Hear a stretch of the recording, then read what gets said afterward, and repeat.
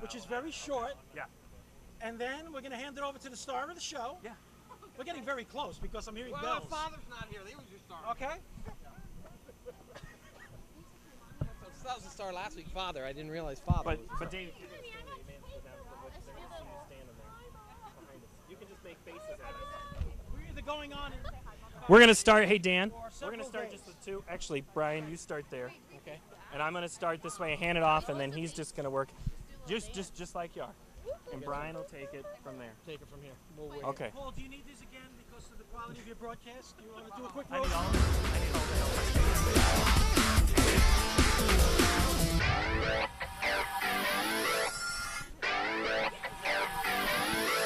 Oh, no!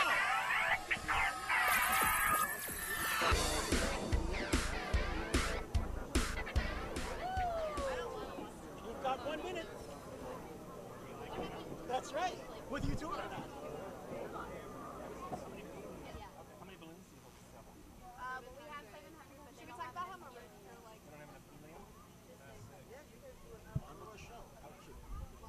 Uh-oh, we're getting ready.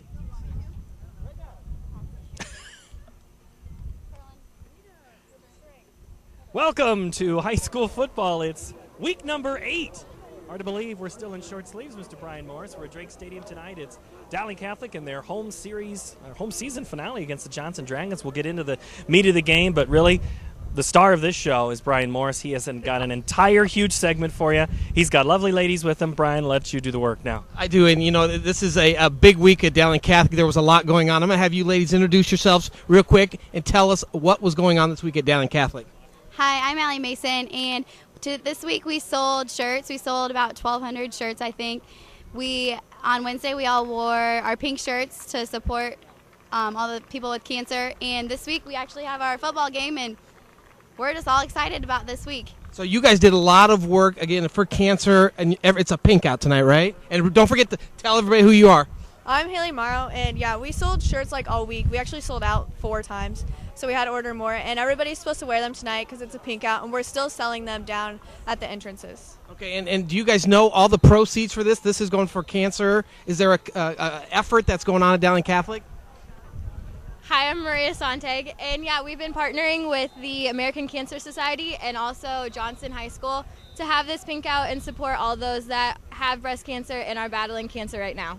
It's a great effort for you girls, and again, a lot of student time went into this. And lastly, anything else that we forgot to cover? I know this has been a week-long activity.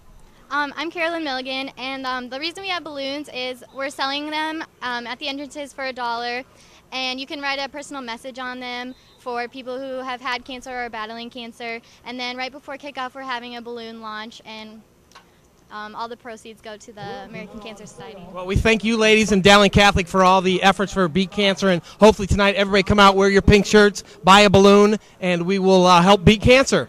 Thank you ladies for joining us. You are listening to the official radio station of Dowling Catholic Sports, 1150 KWKY.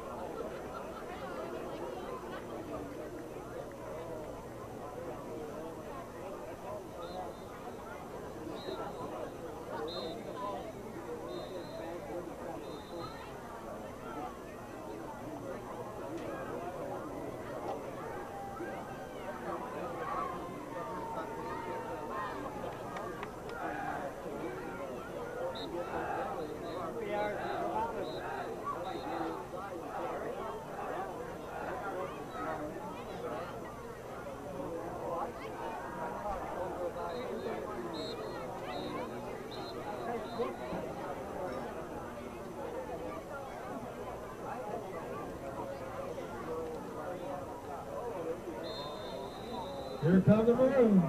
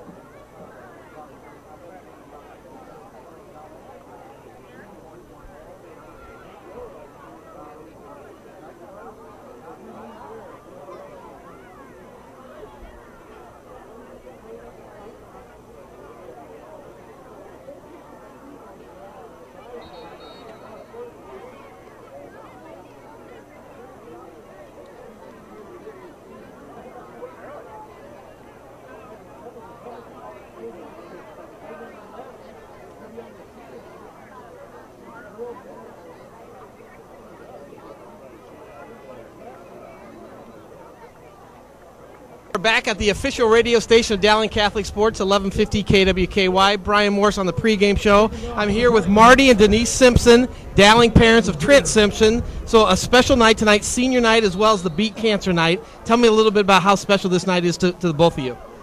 It's a very special night, and I'm honored to be able to be with Trent and my family and the whole Dowling community. Without them, I just probably couldn't have gotten through this. So.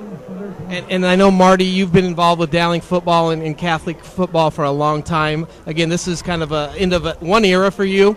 End of one era and the beginning of another. Last year Denise was diagnosed with breast cancer, and it kind of hit us all, from us, our sons, and our family. And I couldn't say more about the Dowling community. It really started from Coach Wilson and those kids, and the families of the football players who rallied around Denise and helped out for a lot of things.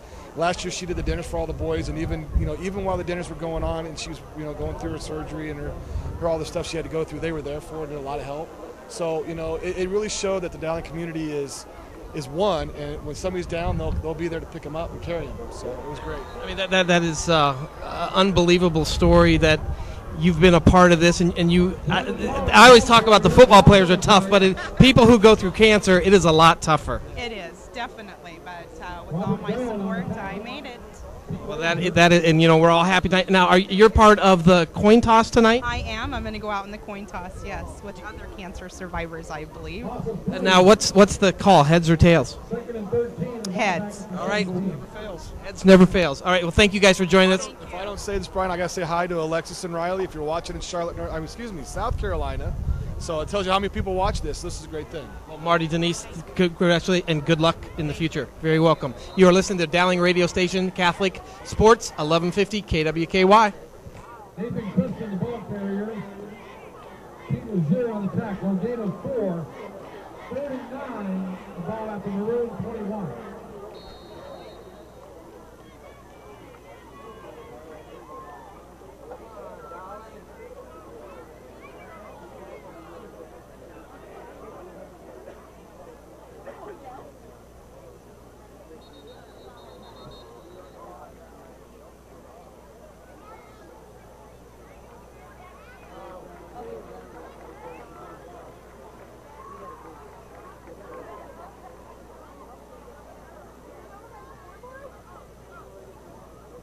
High-yard penalty against the Maroons. 3rd and 14.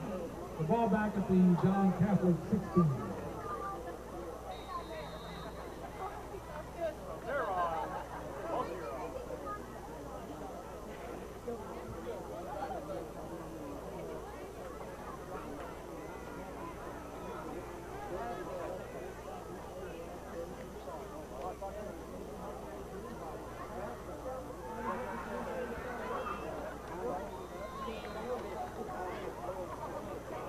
Miles pass complete to Jake Luton. Pete Laser on the tackle. Loss of 1.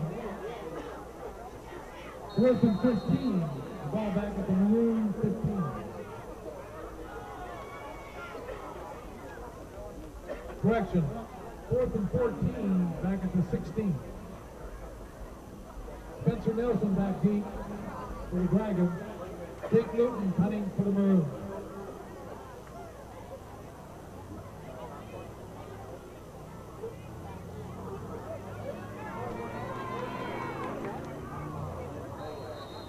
Big punt. Johnston will take over.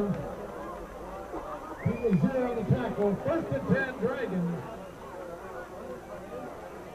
The ball at the Dowling Catholic.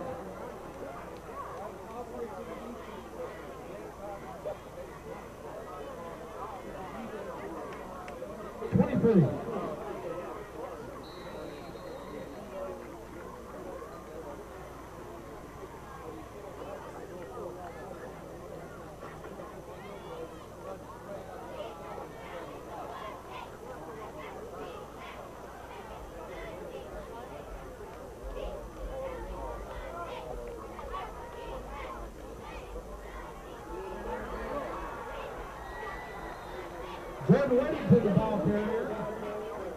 Joey Gurley on the tackle. Jake Luton. Gain of 9. Second and 1, the ball at the 14. Tonight they're honoring the 2001 state championship teams. I'm here with Pat McConville, Brad Monachino, and maybe tell me a little bit about your roles on that team and maybe what you're doing today. Well, we're being honored at halftime. I was the starting fullback for the team, and Brad? Outside linebacker, occasional running back. And, you know, it was an interesting run. We're 13-0. We continued the win streak from the year before, putting it up to 26 games. And, yeah, this is a lot more interesting with the microphones in my face. How many teammates do you expect back tonight? 15, 20, about that way. It's tough when you get to this age with marriage and honeymoon and stuff, but we're really happy with the turnout. And you guys, again, being that second year, I remember that year, that everybody the year before it was expected. You guys, maybe it was a little less expected? Well, we expected it. I think a lot of people weren't expecting us to repeat, but the whole time, we'd only lost one game in 4 years of playing. At that point, we were undefeated as sophomores. We lost one game when we were freshmen. So we were kind of expecting to go out undefeated, and we were fortunate to do that. And it was like we've been playing together since junior high. We were all friends, and most of us friends started all positions, our class, all the way through. And so it was a great time playing with our friends and going undefeated. Tell me a little bit about what you guys are doing today. I'm in Chicago. Work for Northern Trust Bank, and having a good time. How about you? I live in Los Angeles, and I work in film and television. I'm a writer. I worked on the Conan the Barbarian movie that came out this summer, starring Iowa's own Jason Momoa. So that kind of stuff. So I'm out in LA, and I came back for this. And a lot of our guys are kind of all over the country. That's why we're having a little bit less of a turnout than we were looking for. But it's too bad. Hopefully for when we do the 20-year reunion, we'll be able to get everybody back for that one. From both teams. Because we were really tight, both classes. Yes, we kind of felt we kind of had to honor the class the year before us by doing it again. It was something they set the bar high for us, and we didn't want to let them down. Gotcha. Well, you know what? This is just a little teaser because these guys will be on later at halftime with Coach Marcoulier and Paul. But thank you guys for joining us, and we will see you down the field. Thank you very much. All right, you are listening to the official radio station of Dowling Catholic Sports, 1150 KWKY.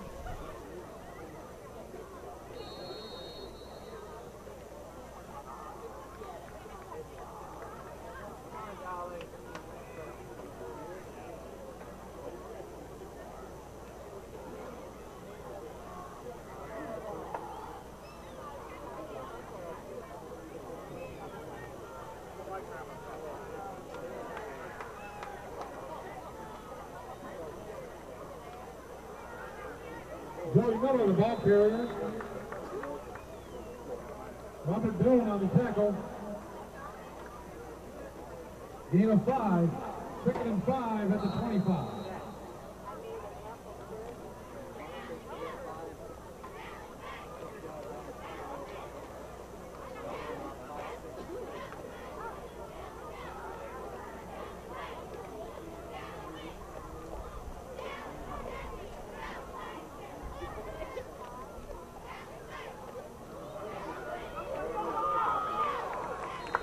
Joey Miller, the ball carrier. 4 runs for Maroon, first down.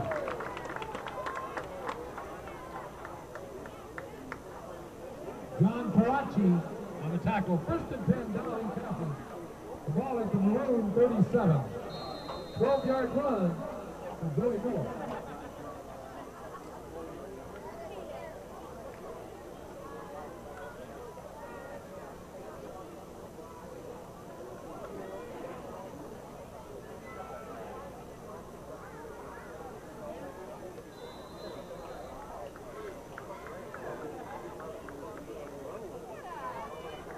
Nathan Christian, the ball carrier. Drew Woods on the tackle. Gain of 5. Second and 5. The ball at the Maroon 42.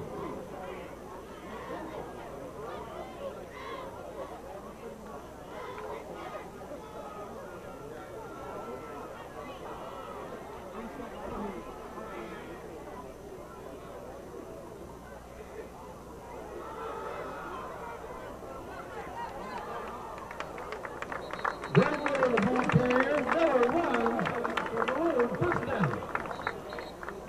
Camden Van Brockton on the tackle. tackle. First and 10, Dowling Catholic. Flag on the play. Back at the Tailgate Show on the official radio station of Dowling Catholic Sports, 1150 KWKY.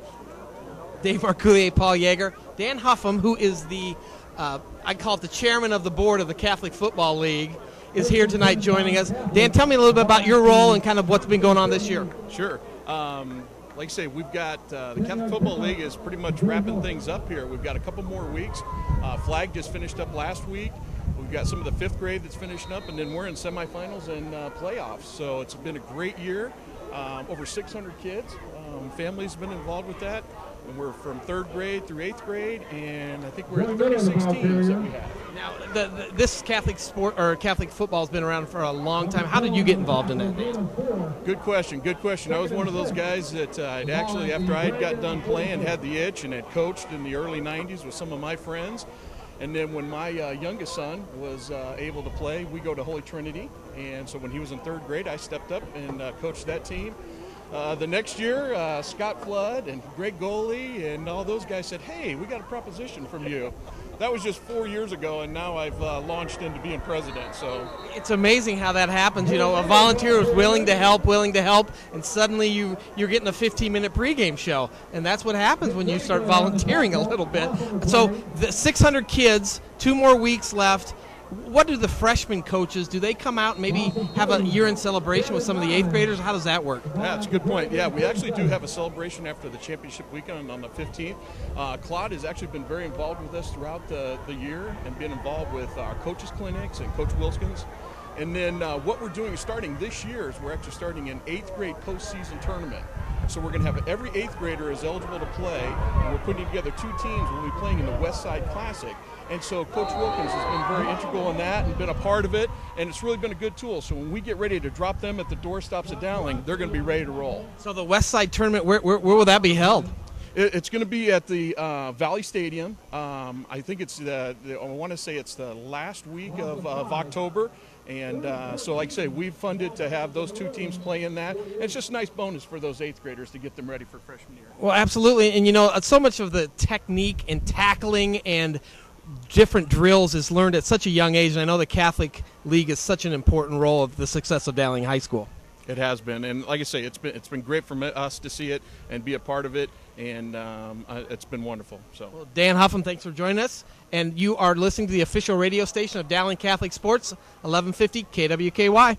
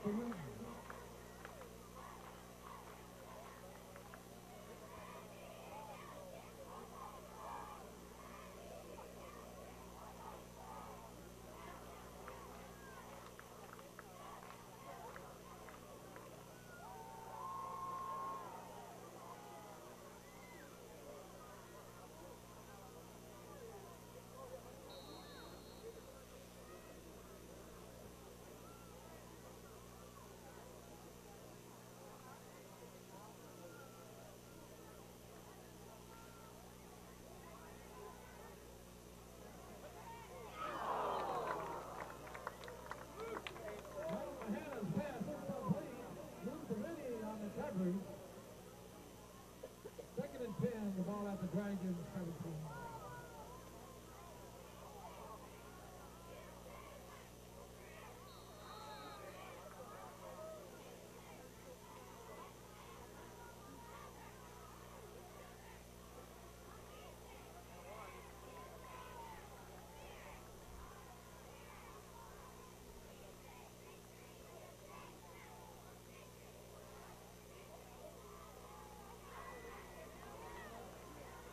Greg Whittington, the back area.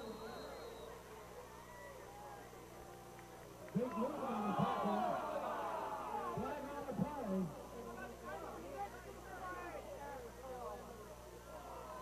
Personal foul against Dowling Catholic.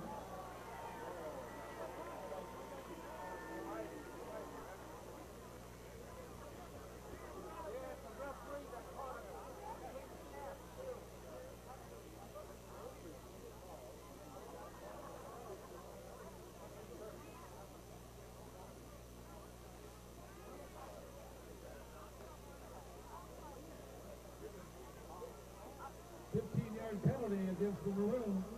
First and 10 Dragons on their 38.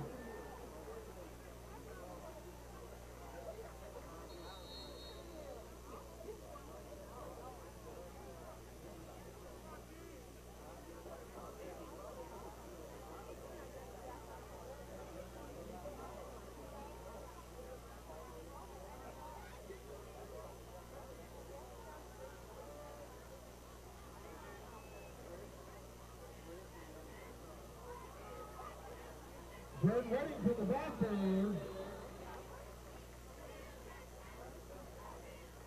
Gain of 5. Eric Austin on a tackle. Second and 5. The ball at the Dragon 42. Correction, 32. Second and 6. The ball at the 42.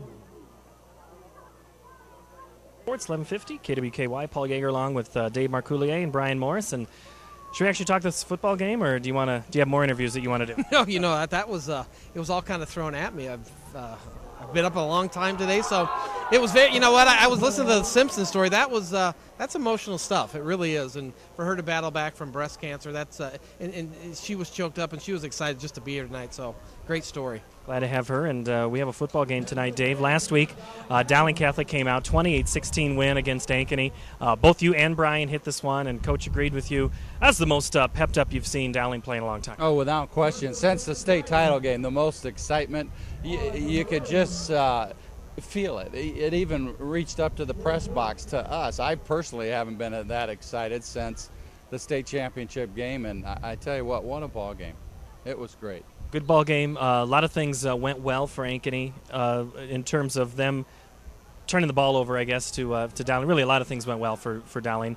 Ankeny just could not convert. I mean, they had the ball 4 times within 55 yards of scoring and only got 9 points. Yeah, the defense did an outstanding job of keeping the game where it was because the field position that Ankeny had was outstanding, and Dowling's defense wouldn't break, I guess. And credit to them, they were flying to the ball. They stayed in their zones. They tackled everybody who they thought they needed to tackle. So, again, it was a great defensive effort.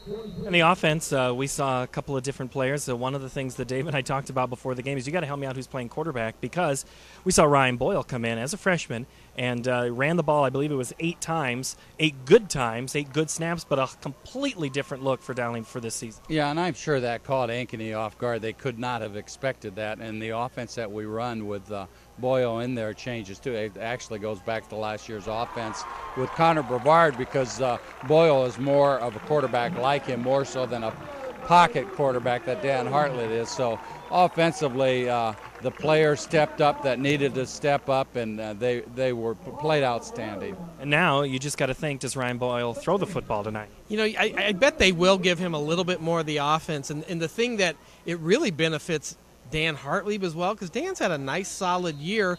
But what Coach Wilson said after that game is he didn't want his quarterback to get killed, because Southeast Polk came out and they said, your star receiver's down. We're going to blitz you all night long. And that's what they did. And poor Dan Hartley was getting knocked around. So you brought in Ryan Boyle to loosen up that Ankeny defense a little bit.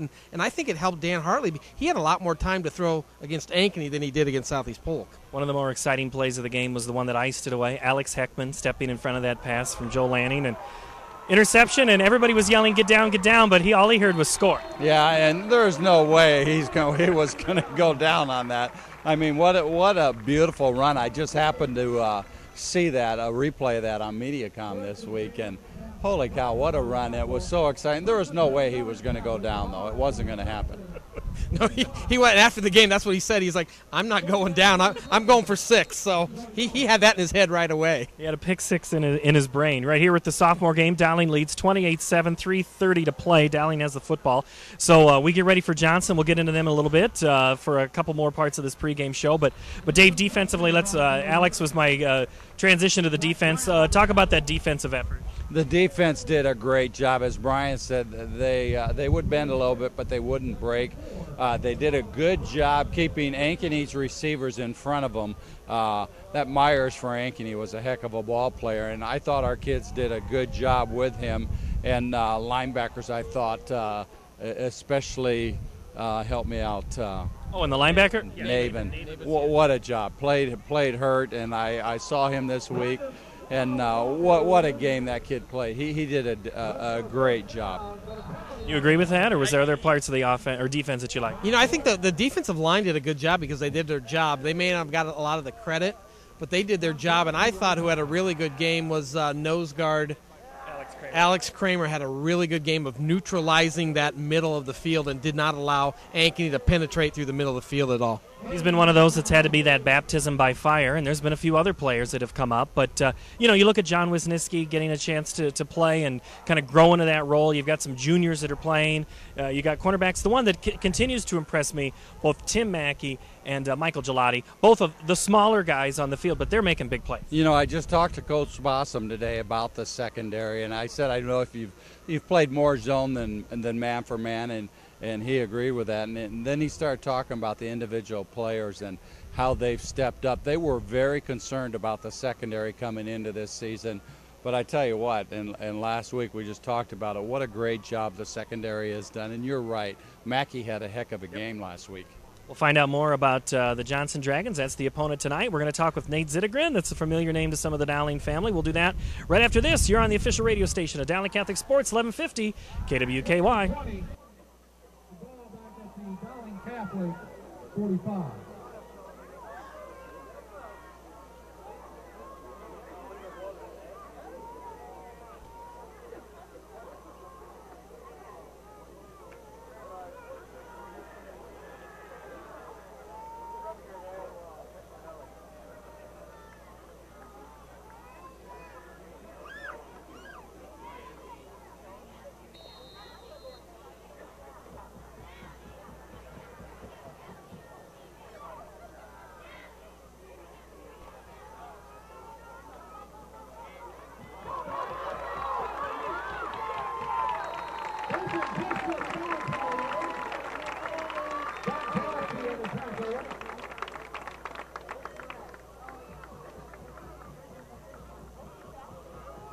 Third and 4, the ball at the Johnston 39.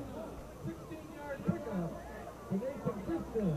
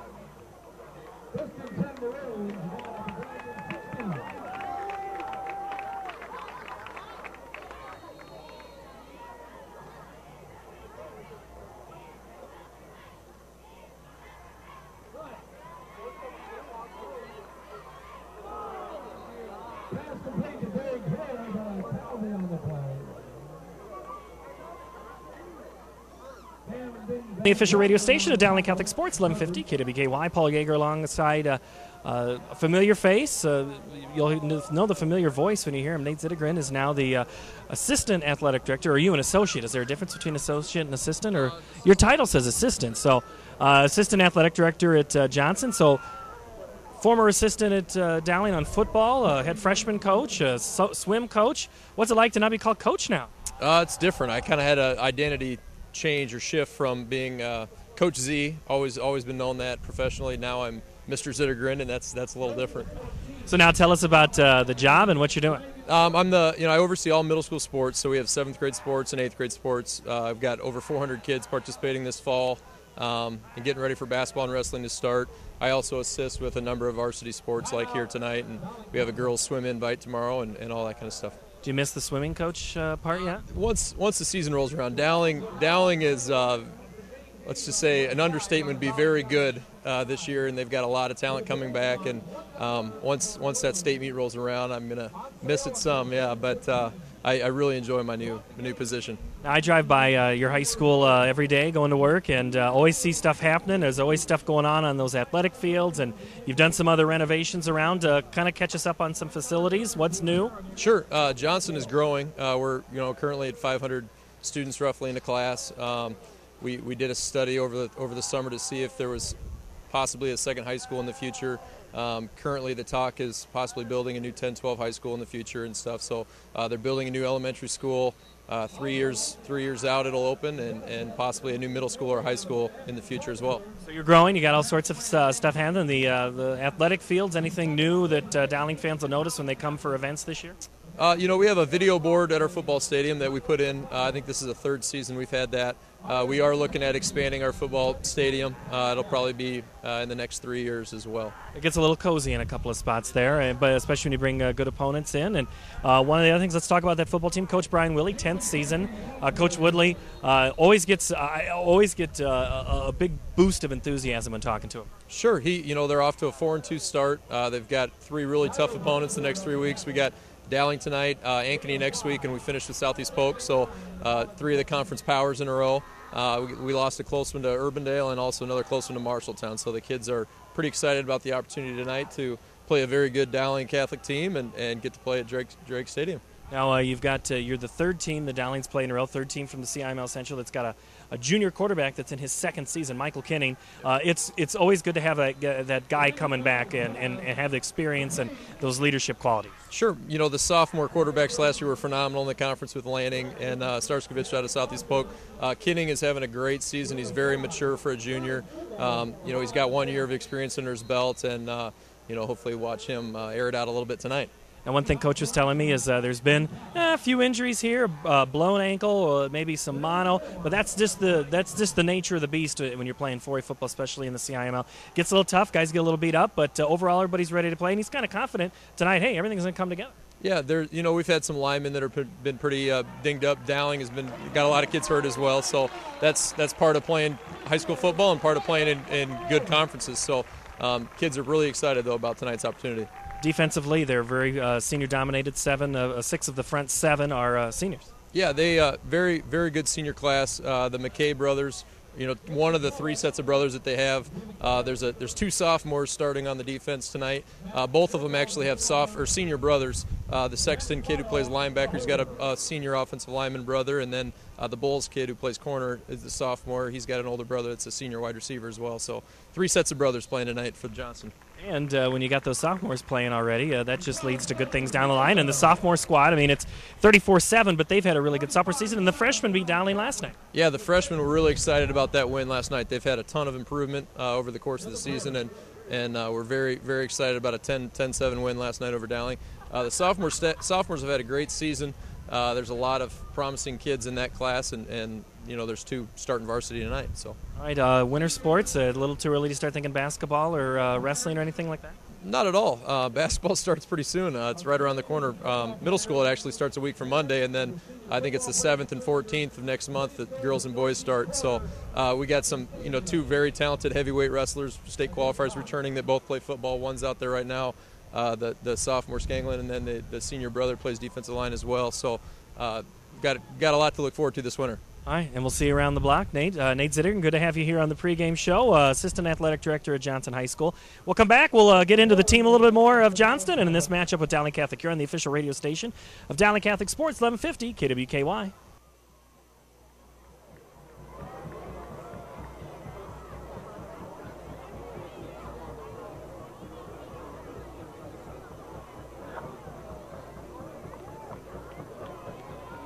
Back deep for the Dragons, Jordan Whitington and Tate Williams.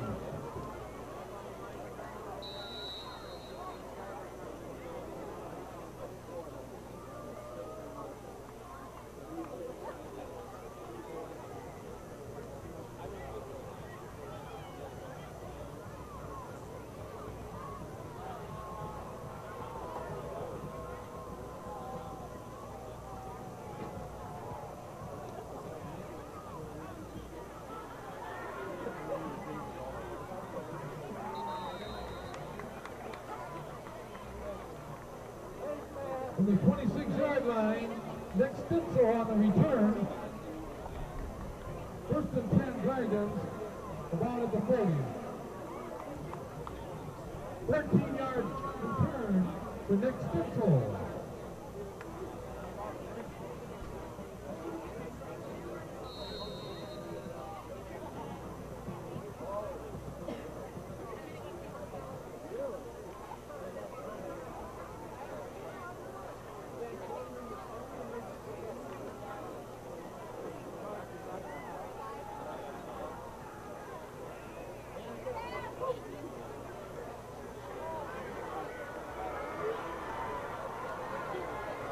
Pass complete to Jordan Reddington. Reddington runs for a Dragon first down. Jake Luton on the tackle. Into the third quarter. First and 10 Dragons, the ball on the Maroon 40. That's the end of the quarter. Dowling Catholic leads 35-7.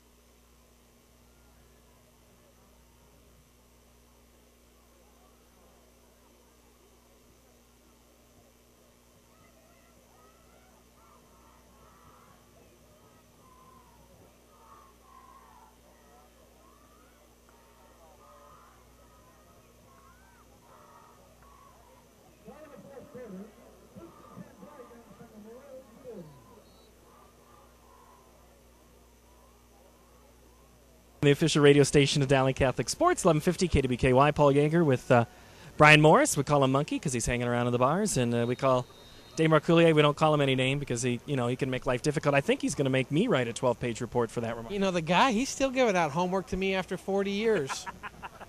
So it's still very poorly done. So some things just haven't changed is what you're saying, Dave. Okay. All right, let's talk a little bit about Johnson. We just heard from Nate. Johnson 4-2 overall. They're 1-1 in the conference. They beat Ottumwa. They beat Council Bluffs, Abraham Lincoln, lost to Marshalltown, lost to Urbandale, beat Indianola, and then beat Sioux City West last week. But some of those games are close. Some of those games are not. Well, think about when I say Johnston, what comes to mind for them? You know, Johnston has always had good skill people. They've had a good quarterback and running back. They've struggled a little on the offensive line from year to year, and I think it's a little bit the same this year. But Johnston is always competitive. They're a team you don't want to overlook because it could come back to haunt you. And this is one last year. If you remember, Nate DePenning was that really good running back they had. They got another good one now, Marcus Montgomery. Connor Yoakum will also get snaps back there.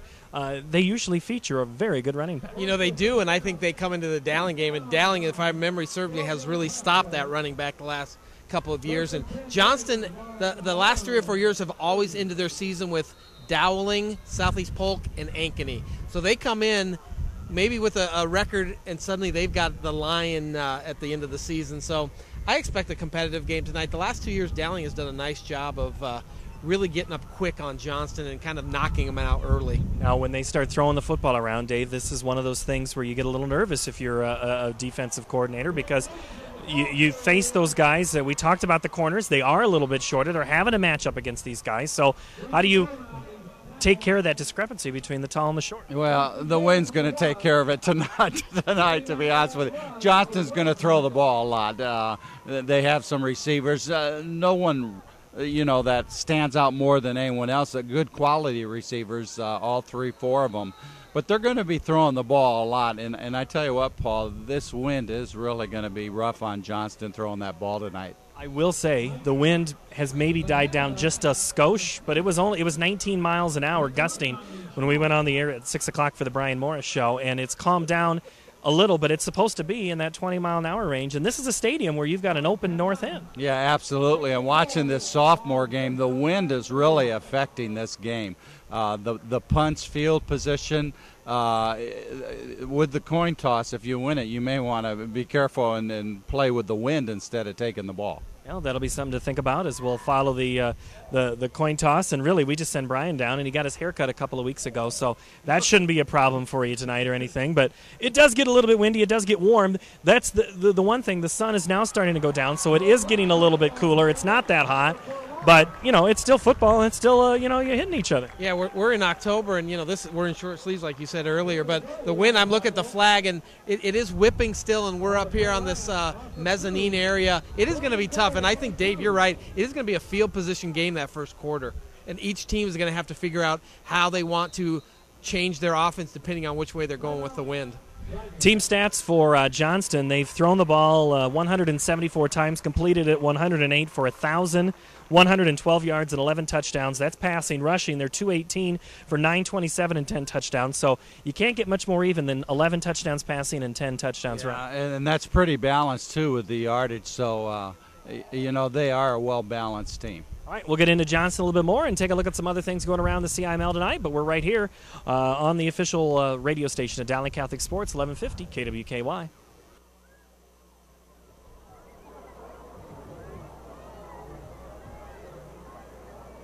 Once again, parents of senior Dowling Catholic football players and senior cheerleaders parents, please report now to the northeast corner of the stadium on the track.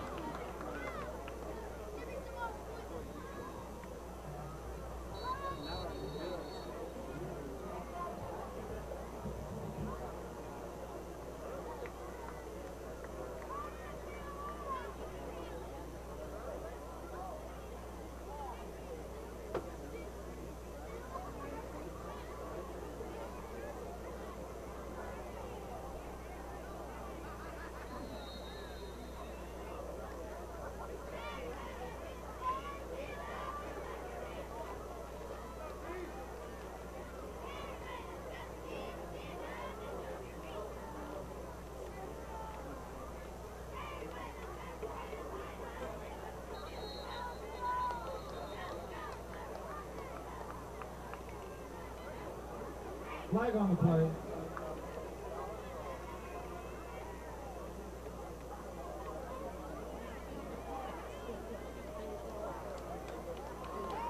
Ball start against the Dragons.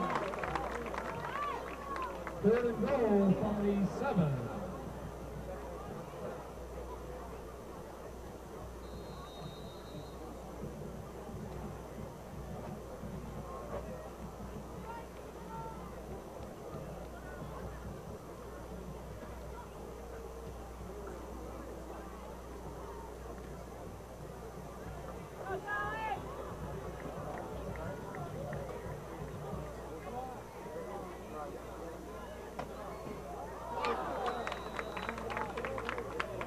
Mahanna's pass incomplete into the end zone.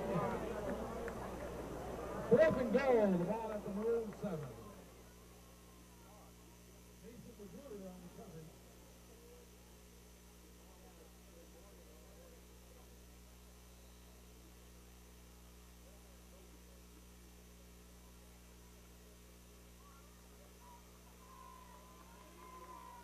Back on the official pregame show and on the official radio station of Dowling Catholic Sports, 1150 KWKY. I can't imagine it'd be another pregame show, but if there would, it'd feature Brian Morris. Yeah. So Brian Morris and Dave Marcoulier, they're keeping me in line and making sure we stay on time. And Dave, we talked a little bit about that offense. Let's continue that discussion here. The wide receivers, Cullen Moss, he's 18 catches, 190 yards, and 2 touchdowns. Eric Bass, Zach Bowles. Zach is their leading receiver, 22 catches, 229 yards, a touchdown. He also will run that football on occasion. Dylan Temple will get some snaps. Michael Kinning, Connor Yoakum, and Alex McCune, but really we'll see Marcus Montgomery. So some of those names are familiar. What do you know about them when it comes to Johnston? Well, I know they'll be a pretty balanced team. They can run the ball, but I think they would prefer to throw it. I look for them to throw the ball a lot tonight. But again, this wind could really control things, and if that happens, they'll go to their running game, which they have confidence in also. So they're a pretty balanced team, but I looked for them to throw overall. Let's talk about the defensive side, Brian. One thing, they feature a couple of twins, one of them Andre McKay and Marcus McKay. They're senior dominated up front, 6 of 7, the front 4 and the middle 3 linebackers. Seniors. Always good things can happen when you have seniors on the field, usually. No, absolutely. And, a lot of these kids may not have gotten the time last year, and as the season comes along, they're going to get a lot better. So they've had a few good games, these last couple games, holding opponents with 7 points, I believe, and then I think they shut out one of their opponents. So they are getting better, and I think that's the nature of this Johnston team. Coach Woodley has them usually peaking toward the end of the year, which we saw 4 years ago when Johnston came in and knocked Dowling out of the playoffs. So he usually has a good program, a good team, and you're right, they do have a lot of seniors on this team, which is always beneficial. The shutout would be to Council Bluffs Abraham Lincoln all the way back in week 2 of the season. That was a 28-0 win for Johnston. But coming off 49 points, you really got to – you have a good offense when you can score 49 points, no matter who the opponent is. You do, and I looked at the size of their receivers, and they have a couple 6'3" receivers and a 6'2" receiver who they go to. And we were talking about the Dowling defensive backs, 5'5", 5'7". So I expect them to attack the Dowling defensive backs tonight a lot. They're making a little bit of noise here at the stadium because Dowling just took the ball about 80 yards on a second down play, so that'll make it 41-7 right now. 41-7 with 8:58. So we're going to be on probably a little bit late tonight, so you're going to have to put up with us just for a little bit. But what they're doing, Dave, is I'll get to the seniors in a moment. Let's finish talking about Johnston. But their big linebacker, Andre McKay, 16 solo tackles, 34 total. He's the team lead.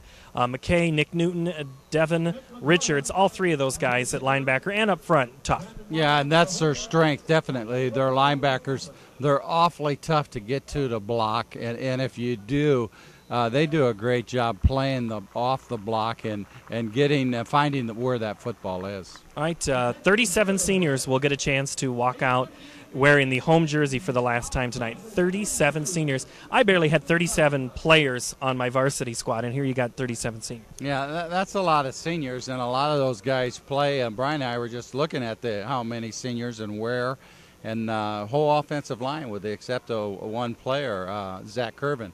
Our seniors. So they're a good group of kids, and we're going to miss them, but they're going to be introduced tonight and take their walk, their senior walk for their football game. And they'll be doing that here, and we'll do the best we can to bring you as much of that. And also coming your way, we'll talk CIML games coming up around 7 o'clock. We'll talk with head coach Tom Wilson, and we'll get you ready for kickoff. But we're right now going to take a break here on the official radio station of Dowling Catholic Sports, 1150 KWKY.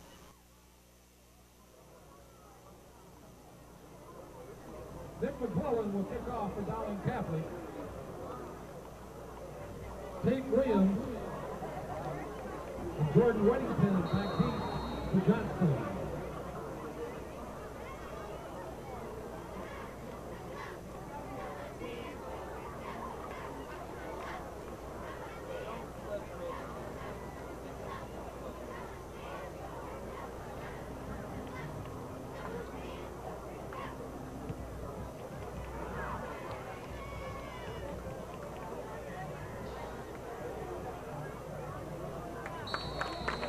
Jordan Weddington on the return from his 3-yard line.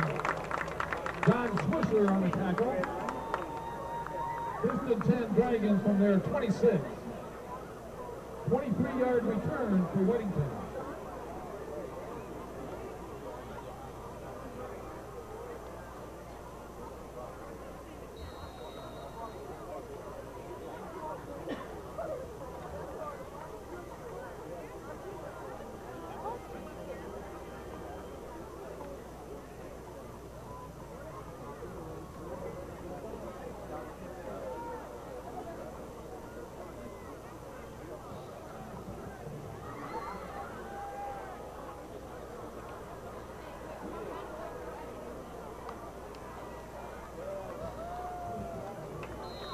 Man is pass complete to Weddington.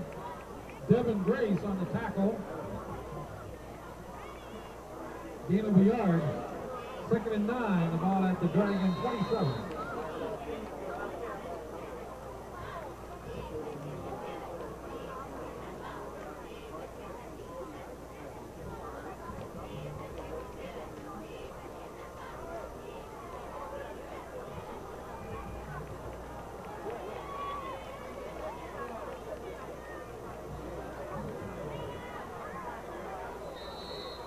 Pass complete to Jordan Whittington.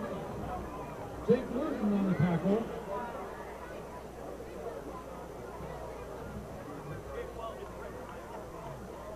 Gain of 4, 3rd and 5. The ball at the 31.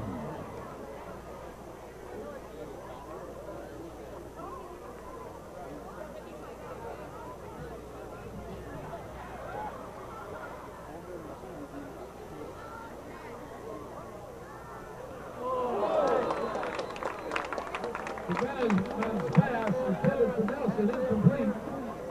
Eric Austin with the breakup. 4th and 5 from the Dragon 31.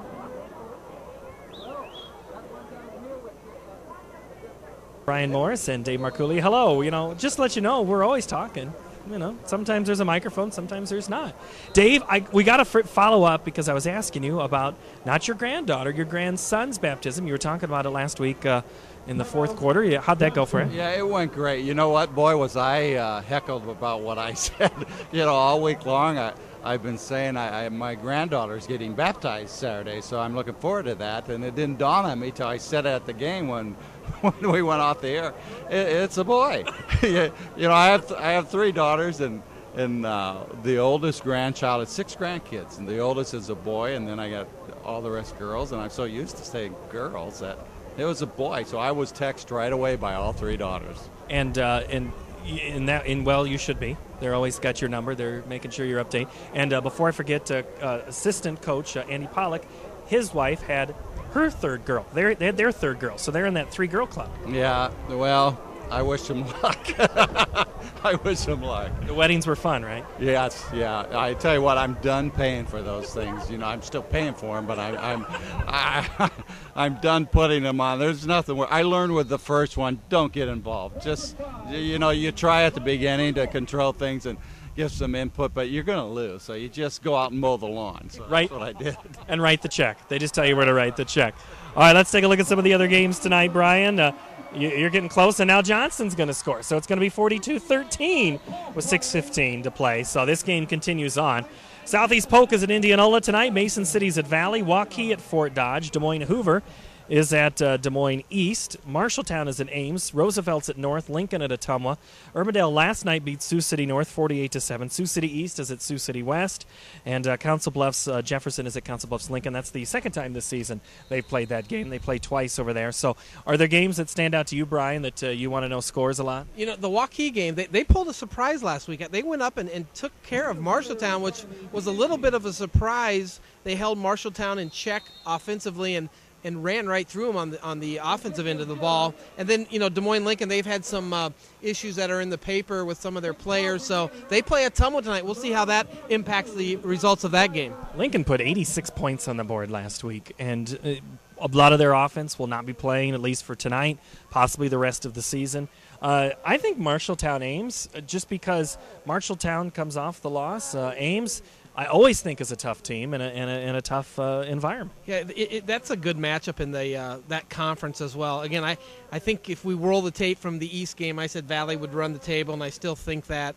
And I think they'll be the #1 seed on this side of the state. I would imagine we'll have a running clock on that Mason City Valley game. Dave, are there any games that stand out that you want to know scores? You know what? I knew you'd ask this question, and I looked through it. You want me to answer that honestly? No, there isn't. I was thinking, you know what? If you want to watch a ball game, come here tonight.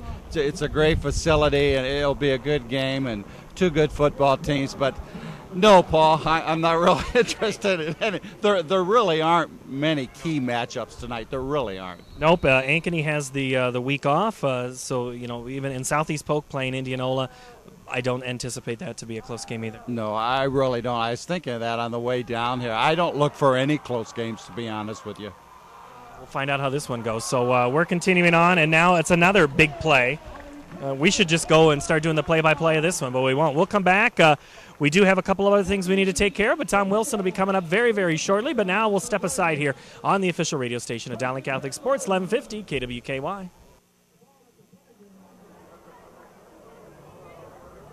24. 51-yard return for Derek Hill.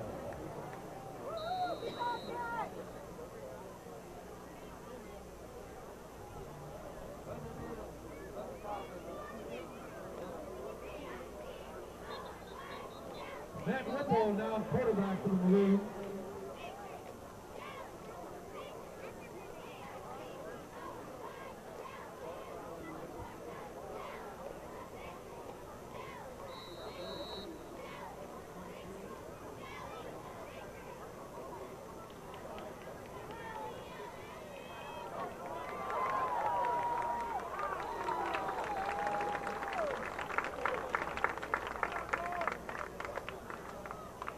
Peacock runs for Maroon, first down. Kevin Van Brockman on the tackle. First and goal from the 5. 19-yard pickup for Peacock.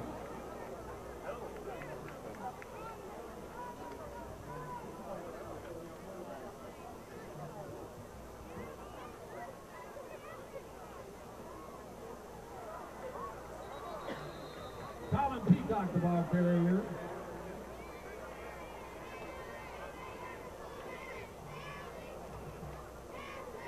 Pete Laser on the tackle, loss of a yard, second and goal from the 6.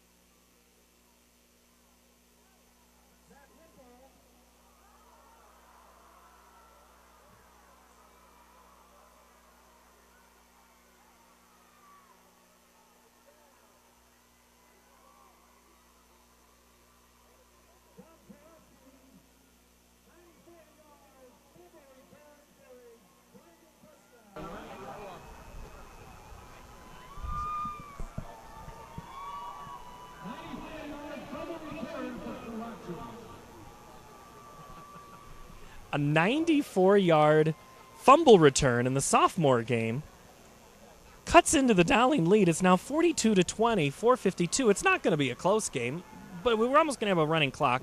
We're not going to start until about 9:30 tonight, so I'm worried about Dave. You may have to come up fourth quarter and maybe fill in. You know, that's funny because I had Hirachi in my fantasy football league, and I think I just got 20 points off that fumble recovery. A turnover and a kick, and Dave has no idea what Brian is talking about. Let's talk about tonight's game. Dowling comes off a fantastic, impressive, whatever you want to call it. If you're a Dowling fan, you had to be pretty excited that homecoming win last week. Oh, absolutely. And, you know, I'm really looking forward to this game tonight because you never know how Dowling's going to come out after a huge win like that and over an undefeated number 4 team in the state, Ankeny. And then coming up against Johnson, you never know how the kids are going to react. So it's going to be real interesting. But wow, I've never seen a more fired up group of kids than that group. And you know what? We haven't given credit to the coaching staff, the job they did preparing these kids and making the adjustments when you lose 50% of your offense in Amara Darbo and everything that's focused around him. And these coaches just did a great job preparing these kids for Ankeny. And Ankeny, 6-0 coming into the game, 4th ranked in the state. They fall to 6-1, have the week off, 2 games left for them. Dowling, 2 games left tonight against Johnston, next week at Indianola. It's senior night. The sophomore game is running long. It's late in the season. You're coming off a big win.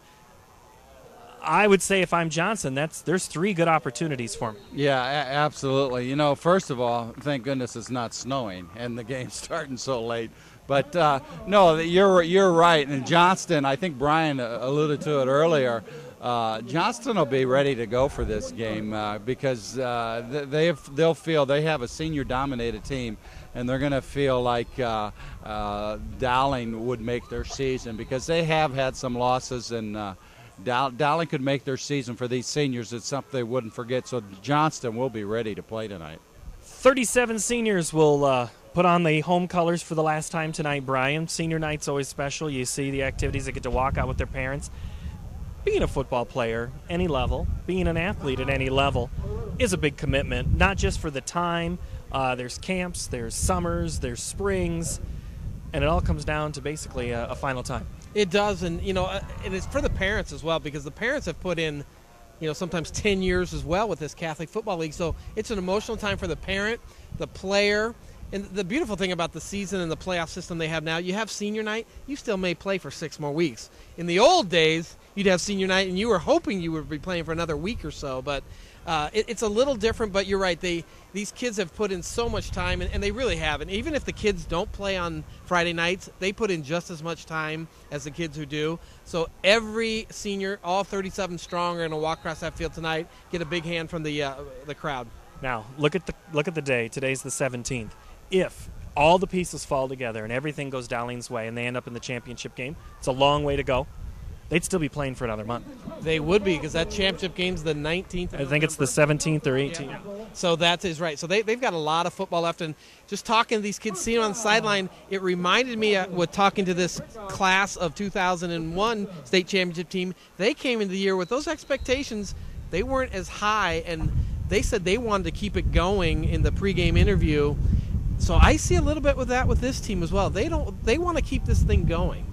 And the one thing that does keep going is the wind. It keeps blowing, and your toupee is going everywhere. Who knows? And Dave Johnson likes to throw the football. We talked about how that could be a factor. You're going to play more of the wind than you are field position, and now we have another bit of activity going on in that sophomore game, and it's almost going to be another touchdown for Dowling.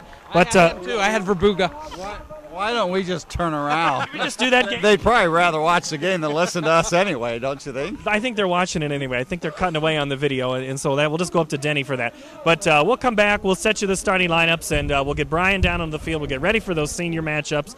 We'll talk to head coach Tom Wilson, and we'll fill up, get you ready for kickoff here on the official radio station of Dowling Catholic Sports, 1150 KWKY. These kids.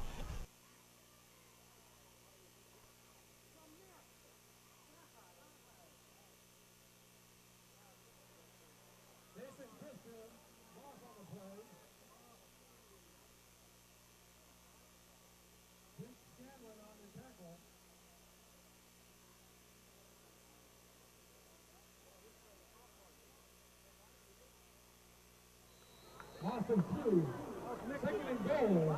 The ball at the Dragon 5.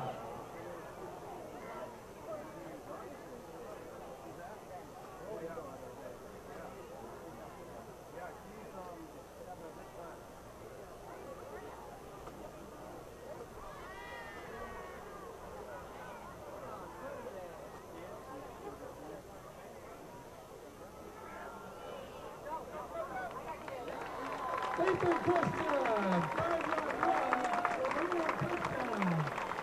Nathan Christian, third touchdown of the game.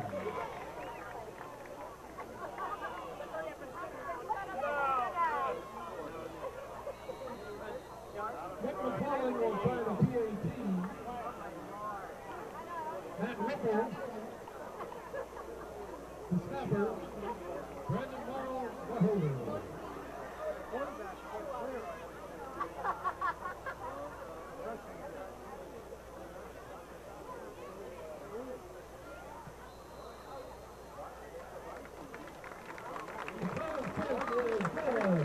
And with 3 minutes remaining, Dowling Catholic 49, Johnston 21.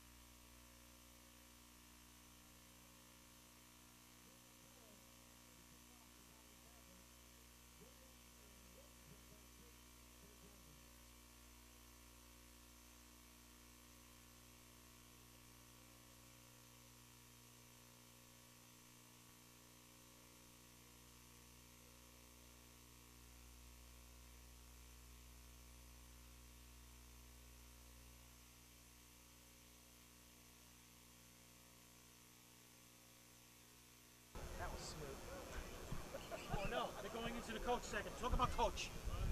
Talk about coach. We'll hear from head coach Tom Wilson in just a couple of minutes, but we've got to fill a little bit for you because the sophomore game continues to go, and Brian Morris is now going to have play-by-play of the sophomore game. Here you go, Brian. No, you know what? This game has gone back and forth, 49-21, and it is funny. It's watching one of those Mattel games where the players used to vibrate on the board. That's what I feel like I'm watching. Well, it's 49-21. Dowling's kicking the football off from right to left, and it's taken at the 5. He almost steps out of bounds. Oh, they're going to say he did.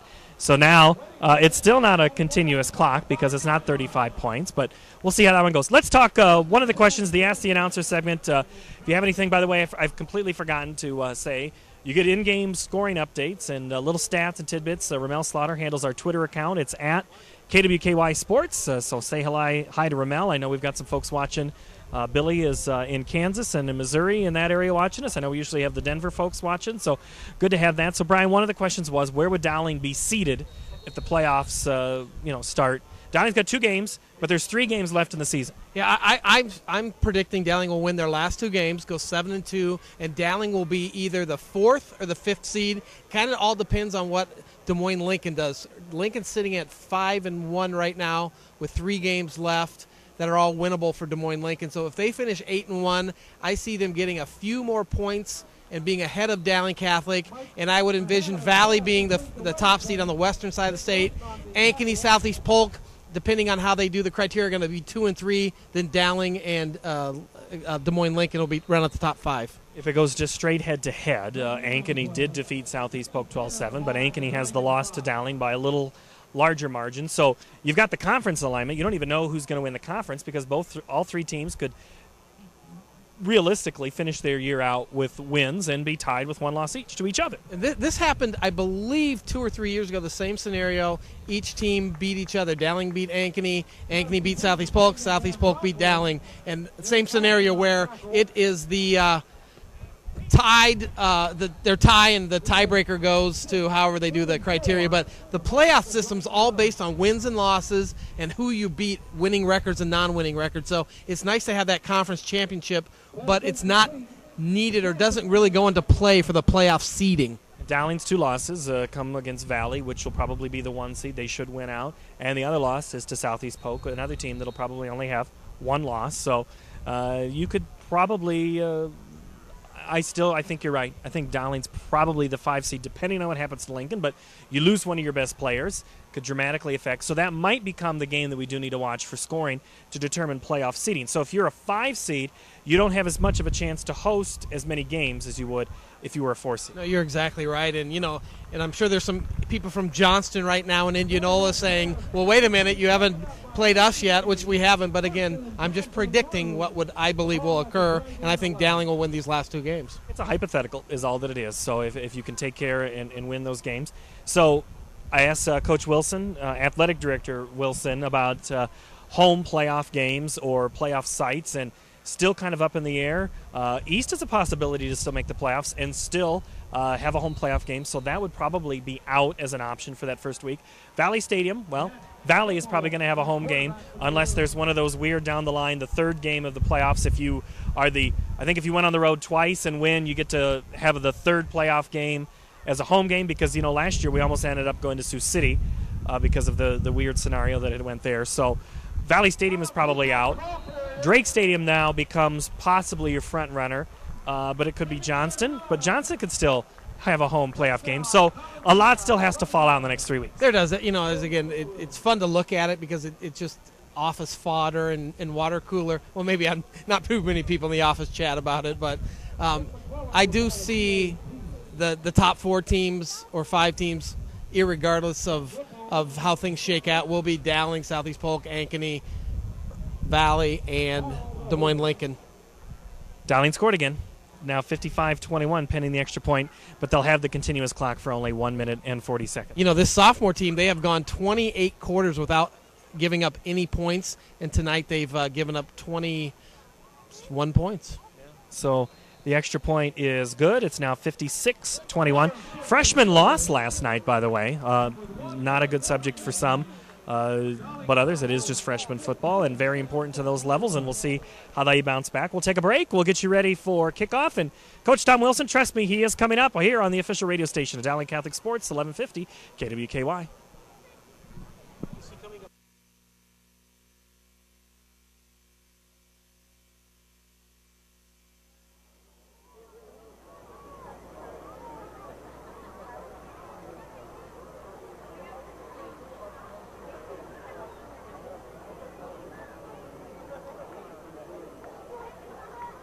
Dick McClellan will kick off for Dowling Catholic.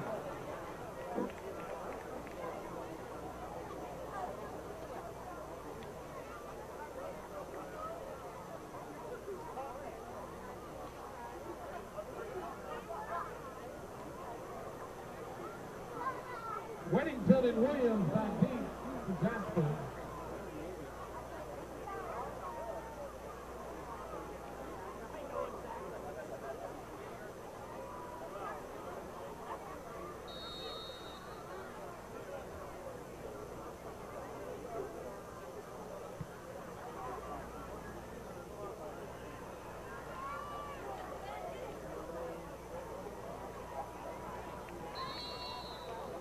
Pete Williams on the return for the Dragons.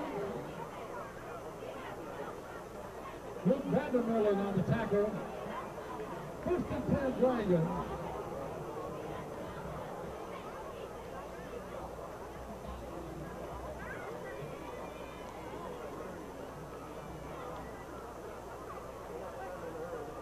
First and 10 at the Dragon 31.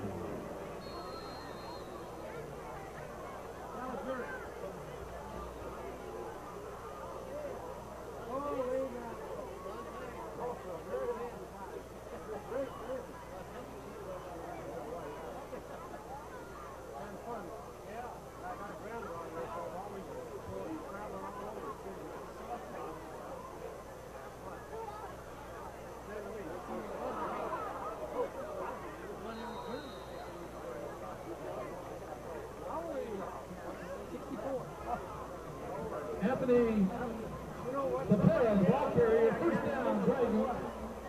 Thomas Bell on the tackle. First and 10, Dragons.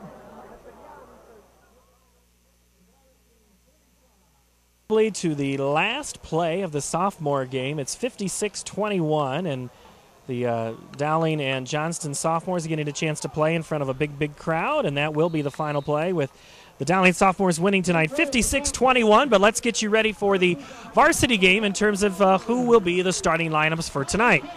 At left tackle for Dowling Catholic is the senior, 6'4", 255-pound T.J. Palmy. The left guard is Jake Curvin, 6'3", 245, the lone sophomore on the front line. Mark Kenkel is the center. He'll start tonight, 6'1", 270. He is a senior. Evan Barkley, a senior, the right guard, 5'10", 200 pounds. He'll wear number 57 tonight. Jimmy Barsetti is the right tackle, a senior, 6'3", 235 pounds. Palmy, Curvin, Kenkel, Barkley, and Barsetti up front for Dowling Catholic. The tight end is John Wisniewski. He is a junior. He's 6'4", 210, will wear number 11. The fullback, again, will be Nick Navin. He'll wear number 33. He is 5'10", 180 pounds. Nick Navin is also a senior. The tailback, Ben Goley, 5'10", 185. The split end is Brandon Ogden, 5'11", 185. Ben Goley, by the way, is 5'10", 185 pounds and also a senior. Brandon Ogden, 5'11", 185 and also a senior. Matthew Hawk plays that flanker position, 6'1", 180. He is a junior. And the quarterback will be Dan Hartlib, a senior, 5'11", 155 pounds. So it's Palmy, Curvin, Kenkel, Barkley, Barsetti, Wisniewski, Navin, Goley, Ogden, Hawk, and Dan Hartlib. The defensive starters for Dowling Catholic, who have a record of 5-2 coming into this ball game tonight. Let's take a look at their defensive lineup. Matthew Farmonic is the stud linebacker, 6', 225, is a senior. Matt Dunbar is the tackle, 6'1", 230. Alex Kramer, the nose guard, 6', 225 pounds. He is a junior. The whip is Sam Harold, 6'4", 190, and a senior. Michael Gelati is the left cornerback. Gelati is 5'7", 155 pounds. The right cornerback is Tim Mackey. Mackey is 5'9", 170, and a senior. The linebacking core looks like this. It's John Wisniewski at the bandit position, 6'4", 210 and a junior. The strong side linebacker, Reed Flood, 5'9", 185, but also look for Nick Navin to get significant time there as well. The weak side linebacker, Andrew Clemens, 6'2", 205. And the rover, the right side linebacker, Mike Sherinian, 6 foot, 175 pounds. Sherinian is a junior. Free safety, Alex Heckman. Heckman is a senior. He's 6 foot, 180 pounds. So to recap that lineup, Farmonic, Dunbar, Kramer, Harold, Gelati, Mackey, Sherinian, Clement, Flood, Wisniewski, and Alex Heckman. Your long snapper, we don't get these in. I need to make sure I get there taken care of. The holder for extra points is Dan Hartlett. The punter is Matthew Hawk. The kicker is Avery Mason. The long snapper is Trent Simpson. And backing him up is Mark Kinkle. But Mark Simpson is your long snapper for both field goals and extra points. That's a look at your starting lineups. As we get ready to bring across these 37 seniors, we're going to have a conversation with head coach Tom Wilson next about the game. And we'll send Brian Wilson down to the field and get him, Brian Morris, down to the field. I've now promoted one of the Beach Boys or maybe one of the San Francisco Giant relief pitchers. It'd be great to have Brian Wilson. He's always colorful. We'll take a break here on the official radio station of Dowling Catholic Sports, 1150 KWKY.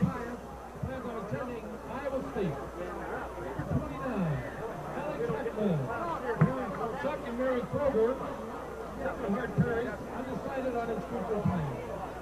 Number 30, Max Pyle, parents Mike and Stephanie, Sacred Heart Parents, plans to attend ISU. Number 42, Nathan Jacobson, parents Tim and Jennifer, Perry St. Francis, plans to attend Iowa State. Number 33, Nick Nabel, parents Dennis and Sarah, Christ and Keith Perry, undecided on his college plans. Number 34, Alex Anderson, parents Larry and Kathy Esser Anderson, Holy Trinity, plans to go to college and study engineering. Number 37, Ethan Grace, parents Stephen Heidi Grace, St. Augustine's, plans to attend ISU and major in engineering. Number 42, Zach Powers, parents Dan and Jackie, St. Teresa's Perry, plans to pursue a career in aviation. Number 43, Nick Murfeld, parents Mark and Judy Murfeld, St. Francis, plans on attending the University of Iowa. Number 44, Avery Mason, parents Eric and Jackie Mason, St. John's and Paul Perry, plans on college and pursuing a degree in medicine. The next honoree, number 45, Matthew Permani, parents Terry and Roy Permani, Sacred Heart Perry, plans on attending college, playing football, and study business and pre-health. Number 46, Matt Dunbar, parents Les and Rebecca Dunbar, St. Thomas Aquinas Perry, plans to major in education. Number 48, Dakota Johnson, parents Mary Johnson, plans to attend college, study agriculture, and play rugby. Number 49, Sam Harold, parents Doug and Seth Harold, Sacred Heart Perry, plans to attend ISU. Number 57, Edward Barkley, parents Mark and Karen, Perry's Holy Trinity, undecided on his college plan. Number 60, Jacob Bonstetter, parents Don and Becky, Sacred Heart Perry, plans on attending the University of Iowa and major in engineering. Number 62, Andrew Clement, parents Larry and Jennifer Clement, St. Francis Perry, plans to study engineering in college and play baseball. Number 64, Dalton Barnabo, parents Tom and Susan, Sacred Heart Perry, plans on studying science and arts in college. Number 67, T.J. Pawney, parents Tom and Janet Pawney, St. Pius, plans to study business and play football in college. Number 71, Trent Simpson, parents Marty and Denise Simpson, St. Teresa's Perry, plans to attend college and study physical therapy and play football. Number 72, Michael Huff, parents Lee and Robin Huff, St. Pius Perry, undecided on his college plan. Number 73, Adam Tiernan, parents Jim and Patty Tiernan, Assumption Perry, plans to attend college and major in engineering. Number 75, Jimmy Barsetti, parents Joe and Rita Barsetti, Sacred Heart Perry, plans to attend Creighton University. Number 76, Mark Kinko, parents Colin and Teresa Kinko, St. Teresa's Perry, plans to attend college. Number 77, Joey Hiring, parents Tom Hiring, Sacred Heart Perry, plans to attending BMAC.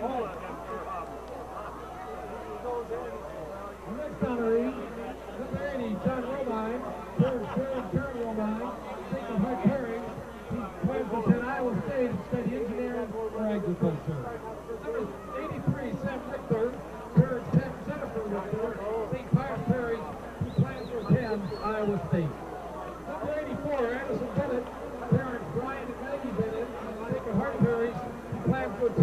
SU. Number 85, Charlie Spellman, parents Tom and Joanne Spellman, Assumption Parish, he plans to become an Iowa State cyclone. Number 99, Dakota Ramirez, parents Felicia Ramirez, St. Clair Parish, he plans to attend college and study architecture. Teresa Monroe, student trainer, parents Mary Pat, David Rowe, Parish Holy Trinity, undecided on their future plans. And Aaron Moore, student trainer, parents Bill Moore, Holy Trinity, plans on majoring in pharmacy in college. That is your senior football players and trainers. And now the senior cheerleaders. Janelle Allison, parents Jim and Diane, St. Francis Parish, Janelle plans to attend college and major in biology. Sharon Asher, parents Terry and Catherine Asher, Grace and King Parish, plans to attend college and continue on with dance. Kathleen Carpenter, parents Pat and Karen, St. Francis Parish, plans on attending ISU and major in elementary education. Megan Carpenter, parents Pat, Karen Carpenter of St. Francis, plans to attend ISU and major in marketing and public relations. Gretchen Coleman, parents Tom and Kim Coleman, Holy Trinity Parish, she plans to attend St. Louis University and major in dietetics. Maggie Coleman, parents Chris and Marcy of Holy Trinity, undecided on her future plans for college. Next cheerleader to be honored, Alex Kelly, parents Mark and Cheryl, St. Francis Parish, undecided on her college plans. Meredith Holcott, parents Bill and Eileen, St. Francis Parish, undecided on her college plans. Morgan Mallacy, parents Tom and Bill, St. Francis Parish, University of Nebraska. Holly Michael, parents John and Nikki, St. Pius Parish, plans to attend college with a double major in art education and photography. Anna Price, parents Joe and Judy of St. Francis, undecided on her college plans. Heidi Roberts, parents Jeff and Blythe, Holy Trinity Parish, plans to attend University of Iowa and major in female. And our last cheerleader, Claire Tasler, Karen Michelle, St. Pius Parish, undecided on her college plans. There's your cheerleaders, senior cheerleaders. Let's give a big hand to all the football players, players and cheerleaders from College Classic 2012 class. Thank you for all you do.